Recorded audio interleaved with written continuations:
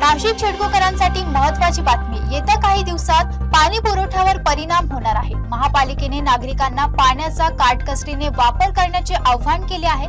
नेमकी ही बातमी काय, जाणून घेऊया।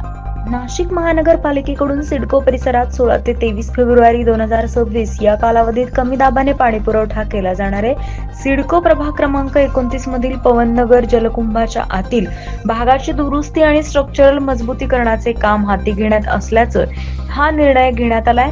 यामुळे प्रभाग क्रमांक 24, 25 आणि 29 मधील रहिवाशांना पुढील 7 ते 8 दिवस कमी दाबाने पाणी मिळणार आहे। दुरुस्ती दरम्यान जलकुंभ वापरता येणार नसल्याने मुख्य जलवाहिनीवरून थेट पाणी सोडलं जाणार असून त्यामुळे पाण्याचा दाब कमी राहणार आहे। दरम्यान नाशिक महानगरपालिकेने नागरिकांना आवश्यक तेवढाच पाण्याचा वापर करण्याचं तसंच आगाऊ पाणीसाठा करून ठेवण्याचं आवाहन केलंय।